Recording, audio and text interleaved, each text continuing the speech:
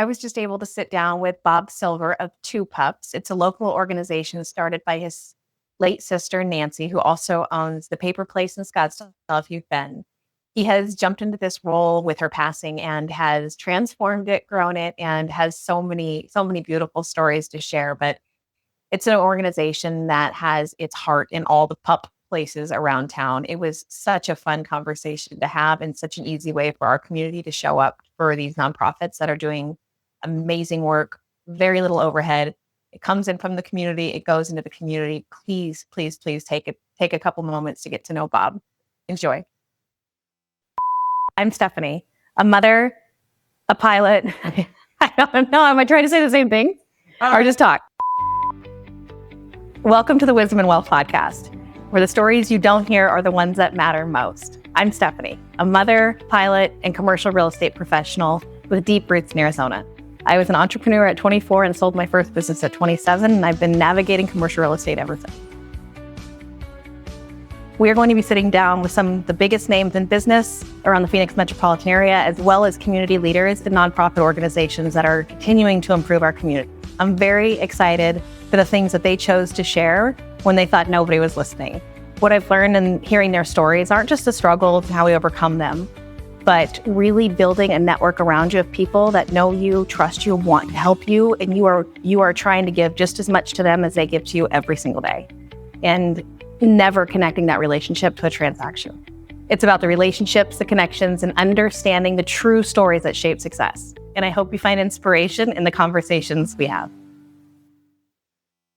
So Bob, welcome to the Wisdom and Wealth Podcast. Thank you. Happy to have you. Oh, this is very exciting. My first podcast.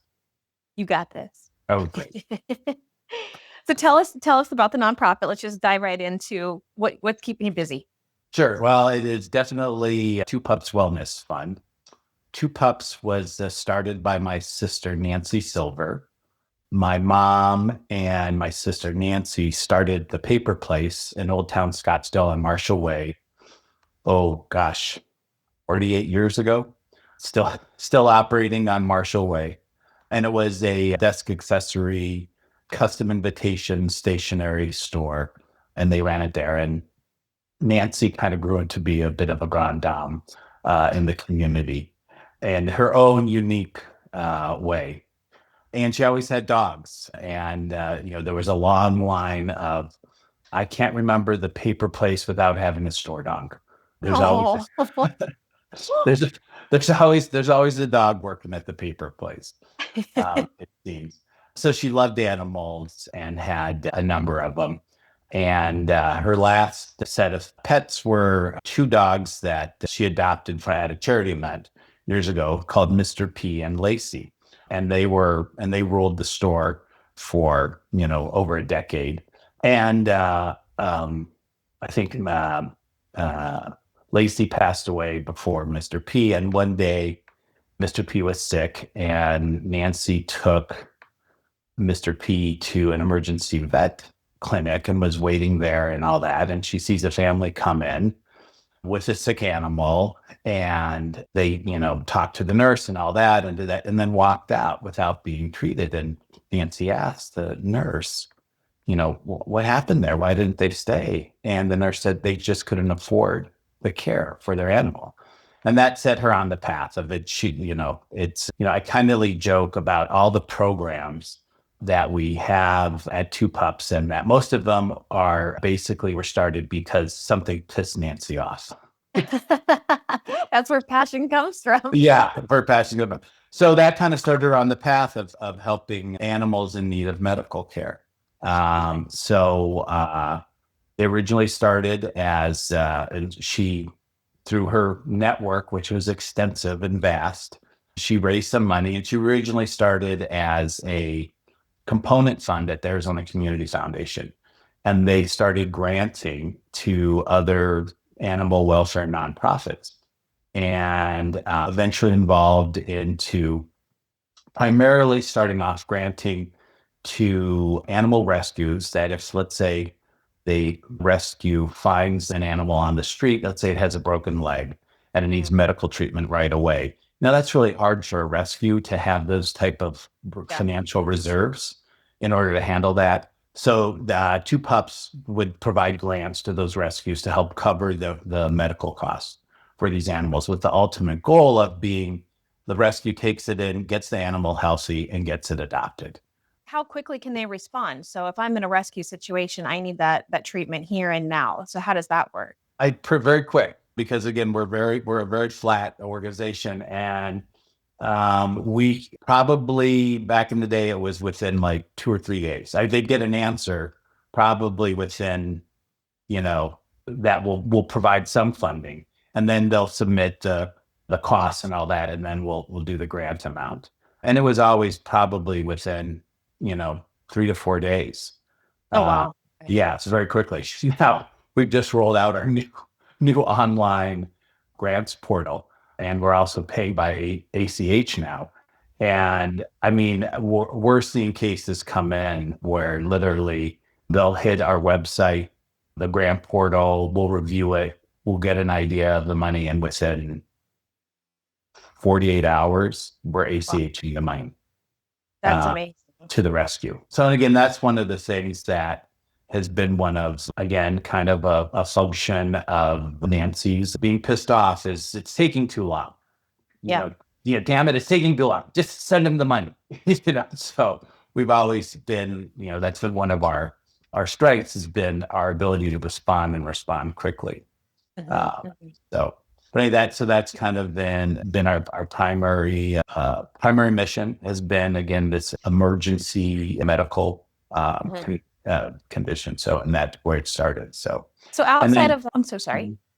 Well, no, and then just to get back to the history is Nancy.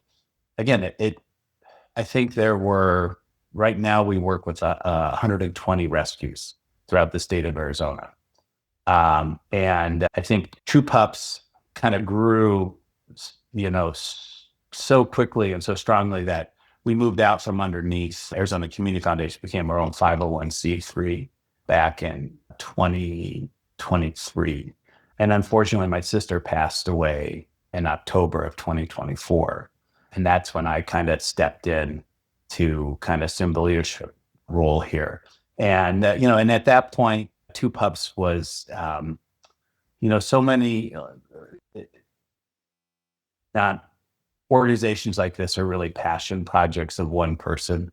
And that was definitely the case with Nancy, as she was a force of nature. She did it her way. I think probably there has not been a time in the past 25 years when I was not on the board or a leadership of a nonprofit organization. So I thought I knew how nonprofits were run, and I would look at how my sister was running Two Pups, and I keep saying, you can't do that. And she said, I don't care, I did it. I'm going to do exactly how I want to do it. Exactly. So how has it been stepping into this role and assuming? Well, it was really interesting when she passed away. And again, she was beloved. She had a following like you would not believe. But was so interesting was, and kind of what kind of even pushed me more to get involved, is when word got out that she had passed away, all of these rescues came out of the woodworks and were just devastated by the loss of Nancy. But all of them said to Bip, Haley, who's the executive director who really ran it with Nancy, they said, what's going to happen to Two Pups? It's like, we need you. You can't go away. We need you. So that kind of really, when I kind of heard that, is that through, in a very unique way, is she really built something that had became part of the animal welfare infrastructure in this community that provided a crucial support mechanism to the rescue community. So that's when I said, okay, I got to step up and get involved and do all that. So not nonprofit, yeah. From a fundraising perspective, those moments, I've had a similar situation where there's a lot of passion there, right? And then there's a tragic event that happens, and then a big wave of passion follows that event. Right. But then it's kind of, how do you keep that flame burning? How are you doing that? Exactly. Oh no, that's a huge challenge, because I am not Nancy, and she had so many so many great relationships within this community that was supportive. And I think that's, again, by really focusing on the mission and the work that we do. And kind of, I guess you have to mature the organization. Nonprofits are there. I've always found them to be such interesting animals. It's like, well, Nancy passed away, I can sell her house. I can sell her car. It's like, I can't sell a nonprofit, you Right. know, because they exist, they're creatures of their own. And how do you make them, so, our challenge was to make that self-sustaining and move on beyond Nancy's passion and really build it for her legacy and develop a lot of expand the base, make sure people understand our mission, the role that we play. It's a huge challenge because, I'm sure you're out there. It is a very competitive nonprofit marketplace, and to get people's mind share is just a challenge. So again, we're really relying on a lot of those wonderful donors who loved Nancy, loved her mission, loved her passion.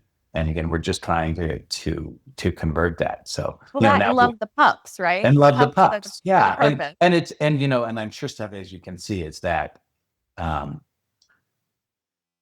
people are crazy for their animals. There is a passion there that is, and I see it all the time, that is just almost, un, you know, uh, undeniable and so strong. Sometimes, even more, they talk more about people for some reason will sometimes display that passion more for their animals than for their children. Well, I think, kids are hard. I Yeah. empty nested. Kids Yeah, are dogs don't hard, talk back. and they just love you. Exactly. The irony Exactly. of this conversation is this morning I am dropping the dogs off at a new groomer. Uh-huh. And the other one, they just run in with their friends and Yeah. whatever. But this was new. And literally, I've been empty nested now for about a year with both my boys. And I go to drop them off, and I'm not joking. It was like kindergarten drop off, but worse. Because you're just going, oh my gosh, it was so hard. I'm like, this is ridiculous. This is It so hard. Yeah, it is just crazy the pull that these creatures have on us. And a lot of times it borders on the irrational. And again, Uh-huh. that's kind of the fun part of being involved in this community, is that the passions are so strong, is that especially with a lot of in the rescue community, they are just so strong. But at the same time, you sometimes you see where passion gets misguided, is that passion drives maybe not the best decision making. So that's kind of been a challenge for us, is, Yeah. how do you harness that passion? How do you point it in a path that really is sustainable and is really making a difference and is being deployed in the right spots when it's needed. So right now you've had to sit in this role, and it's just interesting to hear you talk because you're very focused on Nancy, uh, right? And what she is and what she was and what she will continue to be through her legacy, right. right? But it's you're sitting in my opinion, a really hard seat. You're sitting in the seat of a brother who's probably mourning a loss and Yeah. trying to Yeah. keep this legacy living and Yeah. thriving. Yeah. And it's I just want to inspire you, if I can, just to put the passion in the pucks. She will Yeah. live through it. You know what I Yeah. mean? She will live every time. Absolutely. And what has been great is, we put together a board, and like I said, I've served on a number of boards for a number of years. And I just, these are all friends of Nancy's, people in the community. And again, their passion and their desire to see this legacy move forward. It's just great. So it's like, it's tremendous that, so I have a lot of support, and there are a lot of people who are stepping up, which is just wonderful. And again, it's also too, is that, one of the things that I kind of learned quickly is that there is a very extensive and sophisticated animal welfare network in this community, Mhm. with a lot of different pieces, from the municipal shelters to the rescues to funding sources. And and there are a lot of resources out there that go to animal welfare. And, and it's kind of working within that network has just really been eye-opening to me. Is that how that there's the sophistication there too of how they all work together and provide different functions within the community. So I've it's heard a been really stat big. recently about Arizona as we rank in philanthropy efforts and how high in the country and I don't know if that's largely attributed to the Thunderbirds in the Open. That's a big number. I don't Yeah, know how they do yeah, that, but it was really, really neat to see that. That's one of the key factors when people are considering where to move beyond tax brackets and all the other stuff. yeah. We don't have an ocean. We don't have very many big mountains close by in big cities, It's but we've got this great community of givers. Yeah. Yeah. No, it's really wonderful. And again, we've worked with some great organizations. There's on a community foundation. Again, we've been fortunate. We've received some money from the Thunderbirds, and there are a lot of other grants that we've gotten from animal welfare focused foundations that have really kind of helped to move us forward that we've been very fortunate about. And again, a lot of very significant gifts from people who loved and believed in what Nancy was doing. But you get to stay close to her. You get her people, you get her project, you get her passion, and otherwise, Yeah, it can get quiet. it is. It is. It has been nice. It's a constant reminder of who she was and what she stood for. Now, again, she was my sister, so there were plenty of times that she just pissed me off. Oh, I get it. And she was, again, she did it her way. So it was always, kind of coming in and doing that. So, and she had, I mean, she did things her way, and she had her own sense of style. If you've ever been to the paper place or have been there, is they were a little bit like, I guess, that Seinfeld episode, The Soup Nazi. As they said, things came out of only the paper place. It's like that I Nobody can be trusted with this. I need to tell them what they like. Yeah, I'm gonna make sure I like it before you can like it. And kind of my joke was we did our first fundraising event last October, and it just so happened to be on the first anniversary of her passing. And she loved throwing parties, and she was great at throwing parties. And we had put this whole committee and we put this whole event together. And I said at the event, my goal for the event was that I said that that only 60% of what we did would really piss her off and she would disapprove of. And I said, I'm so excited because I feel I'm at like 55%. And who won? Yeah, so I figure it was a win. It's like she only disapproved of 55% of the things that we did. So that was a huge win for the organization and all of that. So again, today? What's the barrier today? So you do the event. I always call it surviving the first year because everything is hard. All the firsts are hard. Yeah. They're so hard. And now it's kind of business as usual, or business carries on and things carry on. Where are you? What's next, or what's the barrier to put the new life, the new breath into the organization to go further faster? And again, it's more building that brand, extending it beyond the existing donor base, which is always a challenge for any organization through awareness and all of that. And again, I think probably one of our fastest growing programs, again, was a result of Nancy being pissed off. Was kind of post COVID, everybody adopted dogs and all that. Yeah. And then when they started going back to the office, they were like, ooh. And there were a lot of dogs returned to the shelters, to the municipal shelters. And, municipal shelters have a very different mission and have a whole different constraints that a rescue has. And the shelters were just filling up.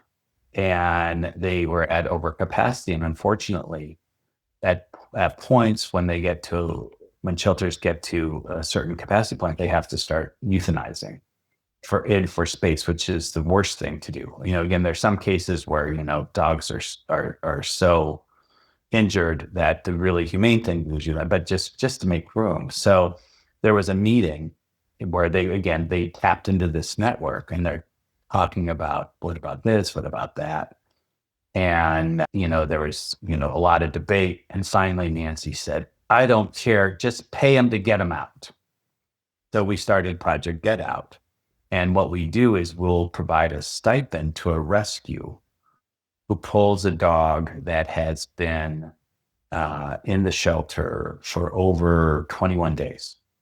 And after 21 days is when, really dogs start deteriorating in shelters, when they're in cages and all that, the behavioral issues and all of that. And so we provided this $300 stipend, and it's just been amazing. And I mean, we really helped primarily at the Maricopa County Animal Control and Pinal County right now. And again, really helping with their overcrowding system. Again, I think what I kind of, even through our medical emergency program and also through Project Get Out, one of the things that we really do for the rescues is we eliminate some of the risk of what they do, because they know it's like, I can pull this dog and I'm going to get $300. If I need to get it to the vet for a checkup, or, I have to board it somewhere, and I have some costs associated with it, they know that they're going to have money. So that kind of alleviates the risk for them, so that they can pull more dogs out of the shelters and get them into rescues. Got it. So $300, just, I want to make sure, because that's a really nice soundbite, right? Yeah. So to understand the organization. So, and I love earmarked fundraising, way better than slush fund. Yeah. But so for $300, that, I get what you're saying. It eliminates the risk of the shelter, but it takes them from, what are the two terminologies? The shelters, which are the municipal shelters, and put them into the rescues, which are usually nonprofits. And again, those are all, the vast, vast, vast majority of them are no-kill shelters. And they just have, again, because they don't have the constraints and the volume that, what we find is that rescues, they have the time to get the dog better, get it treated, get it more in a more situated environment that makes them more adoptable. And they have their own adoption events. They have their own network to get the dogs adopted, because that's what we're trying to do, is get them out of the rescue, get them out of the shelters, get them into the good environment of the rescues, where they have the time. Buys them time. Uh-huh. Yeah, the time to really work with the dogs, get them situated, and then go out and find their forever homes. That's awesome. That's a really fun campaign. Yeah. This episode of Wisdom and Wealth is brought to you by Landmark Title, the experts in title and escrow services. Landmark Title brings decades of experience and a commitment to excellence to every transaction. Learn more about how their team can help protect your investments at ltaag.com. Landmark Title, building relationships built on trust. We also work with we had in Casa Grande, the city has their own animal control, and they reached out to us, and nobody knew about it. None of our rescues knew that the city of Casa Grande had their own animal care and control. And it was a division of the police department. Kind of goes back to the old days, the dog catcher. Yeah. Yeah. And we go down there, and they were just so overcrowded. I think that their shelter had maybe a capacity for 45 to 50, and they were at like 70 to 80 dogs and all that. And that just put such stress on the facility. And this is one of my first site visits that I went on with BIP. And I don't know how my sister, who I thought was a softie, and what BIP has informed me is that I make Nancy look tough. I'm a bigger softie than my sister. Did you leave with 80 dogs? No, I didn't. It's really hard. It's really hard. I have a rescue dog. And it is really hard because the pictures come in, and I'm like, oh, I think little Chevy would like a brother. So it's very hard to maintain that control. But what happened is, And I said, bet, because we've been very careful about adding shelters to this because we just don't have the fundraising capacity right now because it goes out. And I said, okay, we got to figure out how to do this one. And I think within the first 3 weeks, and we put out the word to our rescue network saying, hey, if you need to pull dogs, check out Casa Grande. And they got down there, and I think we pulled in the first month like 20 dogs out of That's there. awesome. And again, but what was really most satisfying about that is the impact it had on the shelter, on the staff, because the staff, it's hard on the staff when they're so overcrowded and they know that they're not able to give the animals that they have there the care and attention they want. And again, being able to help alleviate some of that excess has really made the shelter much stronger, improved the staff morale. I think these other rescues have gone down there and have helped them clean up and paint, and they bring their volunteers in. And it's just been really satisfying to see kind of the ancillary effects of kind of bringing this program to the shelter. So, right now, we're very careful about we're bringing on additional municipal shelters into the program because we know that there's that initial surge and be able to fund that. We're excited. One of our friends from the animal welfare community is now running a shelter in Southern California and asked us to bring the program to her to help administer it and run it and do all that. And I said, I can't do it unless you have the money. And she found a donor. So we're going to be rolling this out into another community. So it'll be interesting to see how it works. Duplicate the model. Yeah, and a model, because it's so simple and incredibly effective in helping the shelters manage their population, and again get them into rescue's hands where they have the time and the ability to really work with these animals and get them adopted, because that's really what we want to see. Is we want to get them in good homes. So, and it's kind of fun to see that as we've implemented a lot of these new systems, and one of the things too that we have now is we're like, is it's a lot easier for us to follow up and say, okay, when did the dog go into the shelter? When did you pull it? And when did you get adopted? And first of all, it is just devastating to see that. I mean, there's a 18-month-old dog that had been in the shelter for over 300 days. Ugh. So it had spent most of its life in the shelter. Yeah. Or a 2-year-old dog. And to see those animals pulled and then adopted, it was just really satisfying. So I think we'll be able to kind of, complete that circle of and be able to get some good statistics. And I think, passion is important. But I think one of the things too is that what we want to do shows effectiveness. Is like, here are the results. So, I mean, this is that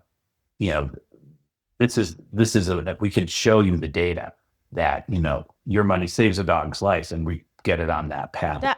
That to me is so huge with all the noise of nonprofits that surround us, and everybody wants to do good. Right. But I love those small campaigns for big processes and big projects and big impact. But if big impact happens, in my nonprofit, why do we say cooking one cheeseburger at a time for somebody that's trying to be deployed, right? It's not big. It's that's the foundation that builds in the big impact. Yeah. Yeah. So again, just being able to kind of really talk about our results and have those statistics. Again, passion is great, but effectiveness and results is really, really what is important. And I think it's also, there is an incredible amount of foundation money available to the animal welfare community. And what we're trying to do again, and that's a very, I think, they want to see your passion, but those are sophisticated foundations that are only going to give to organizations that have structure and that can prove their effectiveness. So again, that's going to be really important to us as we go forward to that. And again, and me just saying that I can just hear my sister screaming. Oh, what is she like? Because she just said, it's too corporate. That's Yeah, corporate. just get the It's money like and corporate. spend it. Yeah, it's like the fact that we're paid by ACH now. It's too corporate. It's like, I like the nice signature on the check. I So, love it. So, yeah. okay. So normally my guests, obviously the podcast is called Wisdom and Wealth. Yeah. Normally the stories are somebody's chasing a career and, and nothing ever ends up linear in this world, even though we think we're in full control. Yeah. And you kind of gain wisdom on your journey to wealth. So yours is a little different. So you, in my opinion, the wealth here, the reason you jumped into this seat was to continue a beautiful, beautiful, beautiful legacy. Yes. And that was the pursuit. But what have you learned in this pursuit since you took this seat? Oh, I think what's nice is that it has definitely pulled on a lot of the skills that I have gained through my life. So again, in my nonprofit work, in my professional work, again, I was able, my wife and I, we had a software consulting business for over 30 years. Oh, wow. And, so I understood software development, and I have two sons who are both founders of technical organizations. So I called one of them. I said, I can't manage this all via email. Can't scale this. I can't do anything. And I said, give me the AI development platform to build this grants portal. So I was able to, again, my skills, it's like with the help of AI, I built out this whole Beautiful infrastructure. And again, it's like having that skill was able to apply it. As I said, it's like, working with the AI, I said, I never did development, but I did spend 30 years talking to the developers. So I knew what to say, so again, that was that, being able to bring that skill to build up the infrastructure of the organization. And then love that example. It's a great example. Yeah. Like never in your life did you think I'm going to lean on my software skill set, then leverage my children to take care of a dog foundation that my sister, you can't write this. Yeah. As my kids say, I vibe coded it. That's the term that the kids use today, vibe code. But then also with a lot of my experience with nonprofits and understanding governance and being mission focused and all those years of being involved with nonprofits, again, to kind of say, okay, how do you take this from a Nancy driven organization to a mission board supported donor driven organization that you take that passion, Nancy's passion, and kind of, I hate to say it, but almost kind of, institutionalize it within the organization, make it part of the culture, because that's really what, again, it's that culture of the organization, of even in nonprofits, and again, having that strong culture of people understand who you are, what you do, why you do it. And again, laying on a lot of, Nancy's, beliefs and passions, but to put that in which again will piss her off, in more of a corporate framework.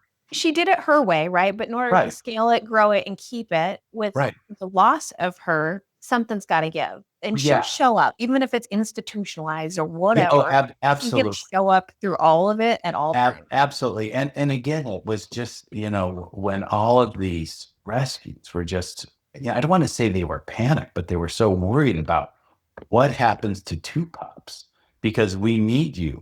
You're an important part of how we do our work. It matters. And that to me gave me a lot of, I kind of, you'll find the shocking stuff is my sister did not want my help. Weird. Yeah. She was doing just fine without you. Yeah. Before I joined my wife's business, she started the business, and people would ask, well, what's your role in the business? And I'd say, oh, I'm the vice president of unsolicited advice.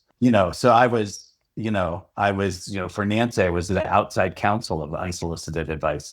And she didn't want to hear it. So again, it's kind of now kind of being in that role and kind of moving the organization forward, and it is an honor. And my sister Betsy, it's the way we divided up Nancy's world is Betsy is really kind of keeping the paper place and the spirit of Nancy alive, and the paper place that was such a part of it. And again, she too also has to figure out, how do you do this without Yeah. that force of nature in the organization? And again, it's, changes there as well. But again, the spirit of Nancy still lives at the paper place, and the spirit of Nancy still lives at Two Pups. And again, we both are committed to, both Betsy and I are committed to keeping that spirit alive at the paper place and at Two Pups, to really honor her legacy and to keep her memory and her passions alive. That's beautiful, but I am most excited that you two are still afraid of her. Yeah, exactly. Exactly. I just know, it's, that I always was afraid of her. So, You did something right when you're still scared of her. yeah, still scared of her. And, like, oh God, we're really letting her down this time. So, it's like, oh, she's not gonna like that, but we got to do it. So, She'll deal with you when you get to her. Don't worry. yeah. Oh yeah, I'm worried about that. So. Bob, thank you so much for sharing. This has been really fun and a sidestep from the real estate stuff we usually do. And I love to expose these opportunities. Oh, well, thank you. Thank you so much. Again, and I love, as you can tell, I love talking about Two Pups. And again, it's a great organization. Again, anyone who's watching, talk to us. We'll tell you more about all the other things that we do to help the animal welfare community here in Arizona. And all your money. Yeah. Yep. Thank you, Bob. Have a great day. Thanks, Stephanie. Good talking to you. Bye-bye. Thank you for tuning in today. I hope the conversation was inspiring for you. I hope you got a few laughs out of it and learned a thing or two. Please like, subscribe, and love you. See you next time. Now you're in the streets, y'all. I'm a mom.